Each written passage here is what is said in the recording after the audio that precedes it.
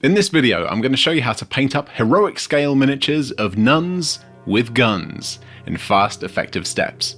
Whether you're here to learn how to paint black fabric, crisp whites that aren't chunky, realistic wooden floorboards, or just to giggle at the ridiculousness of it all, welcome to the video. My name's Guy, you're watching Midwinter Minis, and people have a weird fascination with nuns. As far as pop culture goes, we can't quite decide whether they're sexy, creepy, or outright terrifying. Nuns are the subject of countless fetishized films, books, video games, and of course, Halloween costumes. There's even a film genre called nunsploitation, including such classics as Killer Nun, School of the Holy Beast, and Nude Nuns with Big Guns. This isn't a new thing either. 230 years ago, the Marquis de Sade published the novel Justine, which is about, well, nuns, obviously, and lots of very intense adult situations. He did give his name to the term sadism, after all. Tabletop wargaming isn't an innocent party here either. The most visible example of nunsploitation being the Sisters of Battle in Warhammer 40,000. While the models themselves aren't particularly saucy, some of the artwork for the range is, let's say, a little bit kinky. Skin-tight wetlock armor? Check. Boob plate that would make Madonna jealous? Check. Full pouting lips? Check. Whatever the hell those heels are? Check. A group of sweaty old men ogling you from behind? Check. Now, don't get me wrong, I bloody love this stuff, but you'd be lying to yourself if you said this wasn't heavily sexualizing pretty much the only female-focused faction in the game. And let's not even talk about some of the third-party stuff you can buy. So where does that leave you if you just want to field a force of, well, just nuns? Not zombie nuns, not sexy nuns, just nuns. With guns. Well, basically you go here, a tiny independent model maker called Troublemaker Games, and check out their Nuns with Laser Guns range. This isn't sponsored at all, they don't know I'm making this video. One of my Patreon supporters sent me the link to this site, and I just fell in love with the range, to be honest. You've got your basic 10-woman squad with a leader, heavy weapon team, special weapon, and 6 regular troopers. Dedicated heavy weapon squads, a thematic command squad, an adorable little donkey cavalry squad, a nunmobile, a few different artillery units, special weapon units, close combat units, and some unique characters like Sister Ash Wednesday and Psychic Nun with Ghost. I bought myself the regular infantry squad, and also treated myself to the plasma pistoling, power fisting special character Mother Teresa. To be honest, I don't even know how I want to use them. Even though the plasma pistol is very sci-fi, the rest of them could be used in almost anything. Civilian militia in bolt action, a crew in Stargrave, or a roving band of enemies in a post-apocalyptic RPG. They even have the right loadout to be used as Imperial Guard proxies in 40k or a cool Necromunda gang. The models themselves are beautifully crisp sculpts and hardly have any imperfections or mold lines. I use the back of my hobby knife to peel away the very slight mold lines here and there, especially on the big smooth surfaces. And I also cut away any flash, like in the gap between her body and the weapon here. I cut off the slotter tabs under their feet and filed their soles flat. I want to make some custom bases for these models, and those metal bars just aren't going to work. To complement the simple theme of the models, I'm going to make basic floorboards, kind of like they're fighting in their austere, unadorned convent.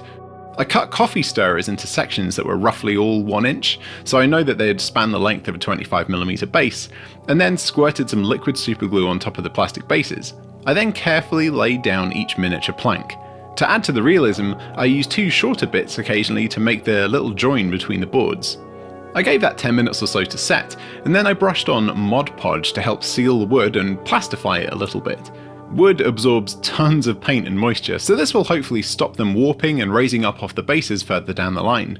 Once they were dry to the touch, I used my nippers to clip away the excess boards around the edges, and then buffed all of the sharp bits away with a nail file. This kind of scratch building always creates loads of randomly shaped debris. If you were a normal human being, you'd probably throw this away, but I keep rubbish like this in little tubs because it makes for great realistic scale model junk, rubbish and detritus. I'll make a video on how to use that at some point, but for now let's just squirrel it away where no one will see it. And here we go, some nice, easy but pretty realistic floorboards for our nuns to stand on. A blob of gel superglue to the underside of each model's feet, wait 10 seconds or so, and then place them down. These models are pretty well balanced anyway, and none of them fell over before the glue set. One of the models has a raised leg though, so instead of just trying to have one fragile contact point, I'll make her something to stand on top of. how about a dismembered demon? A pretty fitting foe for a nun, huh?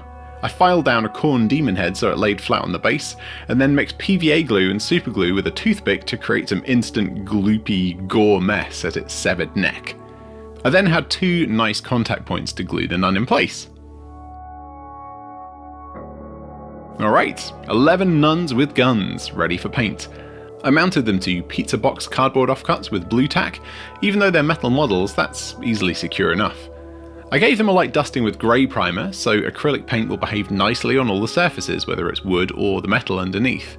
However, I totally forgot that I used up all of my black spray paint on this ridiculous Orc Great Gargant earlier this month, so I'll whip out my airbrush just to do this one quick job, base coating all of the nuns' bodies with black. While I gave them all a pretty solid, smooth coat, some areas were pretty hard to reach, so rather than blasting loads and loads of paint and obscuring details elsewhere, I just switched out to my paintbrush and got in all of those nooks and crannies. I pulled out my favourite brown paint, saddle brown, and gave the floorboards 2 thin coats to get the basic colour down. Now, let's talk about painting black fabric. Black's an awkward colour to paint because even though when you look at actual black fabric, it has lighter parts and darker parts, with the darkest parts hidden in the shadows. But if you try and translate that onto a model, it kinda looks wrong because you're not really representing the mid-tone with black. You have to add in some grey to make it look right. You can spend hours and hours per model making this look just right, or you can do this fast, cheaty technique. Mix black and your favourite grey together in roughly equal parts, and then do a heavy dry brush over the model, using downward strokes to simulate light falling on the model from above, but also be careful not to drag your brush into the dark recesses. And now using just grey, do the same thing again but with a far lighter touch, trying to catch just the most raised, sharp folds of the fabric. We're going to darken this down with a wash in a moment, but before we do that, let's quickly base coat some other colours that will benefit from a dark wash. We use some khaki paint to dry brush the wood and bring out some texture. And now that's out of the way, we can cleanly paint the adorably boring nun shoes with grey paint. Now switching back to the khaki paint on my palette, I painted their stockings so they'll have that ubiquitous tan nylon colour. I then grabbed a metallic gunmetal colour and painted all of the weapons, rifles, pistols and swords. Okay, wash time!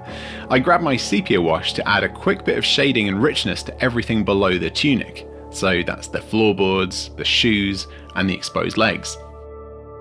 I then used black wash to shade literally everything else. If I'd already painted the faces and white wimples, that would make this stage really awkward, so we'll just handle that later.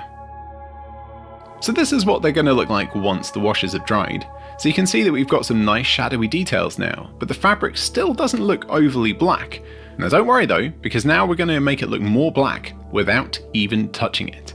By adding a much lighter colour to the hands, cuffs, wimples and faces will hugely increase the contrast of the models, so that dark grey will start to look pretty convincingly black by comparison. Oh no, my favourite white is pretty much empty. No worries, I'll just mix in a bit of white acrylic ink to go the distance. To be honest though, I would say white ink is superior to acrylic paint for almost every model painting purpose. Using very thin coats, I started building up a white undercoat on all the areas that would eventually be either white fabric or skin. It's crucial to keep it really thin here. The temptation is to just load it on because it makes it look more white, but you'll end up with nasty, chunky textures that'll be really unflattering on the finished model. I gave each model 2 very light coats of this thinned white, and then grabbed my khaki and red paints to mix up a flesh tone. I like mixing up flesh tones rather than just using a bottle of paint called flesh tone, because then you end up with a unique skin colour each time. As a rough guide, equal parts khaki and red paint should give you a decent rosy skin colour, but for white skin you're going to want to lighten it up with white a bit. A little bit more white maybe? Yeah, that'll do. I base coated most of the nuns' faces and hands using this new flesh tone, but I also wanted a few of them to have a darker skin tone, so to create that, I added a drop of brown and also a tiny touch of black into the skin tone on my palette, and yeah, that'll do for a base coat. After the skin was dry, I mixed black wash and sepia wash together with an equal quantity of water. I don't want it to stain too much for this part, and then I painted this mix all over the white and flesh coloured bits on the model. After that dries, you can see that it subtly shaded the recesses of the faces and fingers, and settled around the edges of the white fabric parts too. This is basically our shadow layer, and in a moment we can add a few quick highlights to these bits to really bring them to life. Before we do that though, let's add some finishing touches to the black tunics. The wash has left behind a very slightly reflective finish on some of the deeper recesses where it obviously pooled, so by using thinned black paint mixed with a tiny bit of grey to soften it, I ran my brush carefully into the affected parts to fix them. I also used this almost black paint to fix any mistakes I'd made around the edges of the white fabric cuffs and wimples. Now let's add a few sketchy highlights using a 50-50 mix of grey and black paint again. By doing these kind of tiny, sketchy, close lines on the sharp folds of the fabric at the most raised prominent bits, you do three things. You add a highlight to the area without changing the midtone, and that way it'll still look black.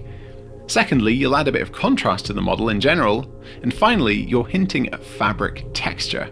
This is like a tiny, miniature version of the cross-hatching technique that illustrators used, but we're using it really sparingly, and it looks quite bright as we apply it, but as the paint dries, it will tone down a bit. Once I was happy with the black fabric, I switched out to thin white ink again, and then very carefully applied another couple of very thin layers to the wimples and cuffs, but staying well away from the recesses that had been nicely shaded. I basically just want to add a bit of vibrancy to the edges so they really pop out against the black tunics. I used some thinned khaki paint again to add some ankle highlights. I then mixed up my original skin tone, just to recap, 1 part red, 1 part khaki, and lightened it up with white to create a simple highlight colour for the skin, and carefully dotted on a few highlights on the nose, cheekbones, brows and chins. I don't want to go overboard here, as the faces are all quite softly featured. I added a bit more shine back to the weapons by dry brushing them with the same gunmetal silver paint I used to base coat them, and then I also used my regular brush to simply paint on some panels that I wanted to be a bit more vibrant or clean looking. I mixed khaki and white ink together to create one final dry brush highlight for the wooden bases, and now they're basically done. I just need to add a couple of unique details that some of the models have. The plasma pistol coil's got a base coat of blue, and I also added a bit of blue, thinned heavily to the side of her leg that faces the coils to act as a kind of cool lighting effect. I added a little bit of white ink to the blue progressively as I added more and more coats to the coils, focusing on the centre, and finally touching each ring of the coil with just white. The demon head got base coated in dark green, a very rough, sloppy highlight applied by adding white to that green, and then I dry brushed with off-white. It was looking a little bit desaturated, so I used a green wash to give it a bit more colour, and then mixed red and brown together to make a nice base coat colour for the gory mess underneath it. When that dried, I shaded it quickly with black wash, and then roughly highlighted some of the big blobby bits with just red paint. And to make it look really gross and wet and slimy and sticky, I painted on gloss varnish everywhere that might have been tainted by the blood and gore. And, well, yeah, that's it.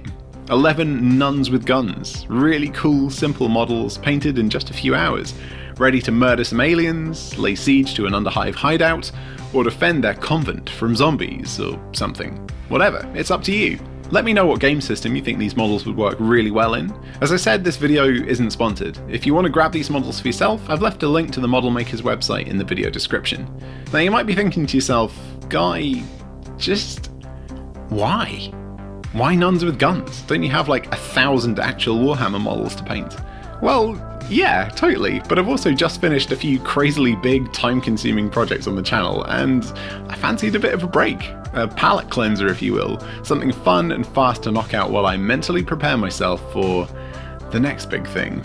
Also, it's what my Patreon supporters said they wanted to see. I quite often ask them what videos they'd like to see next. That massive Orc Gargant was their idea too. If you want to join in the fun and take part in polls, get access to our Discord server, and support the channel, keeping us making videos while you're at it, follow the link in the video description and sign up from just $2 a month.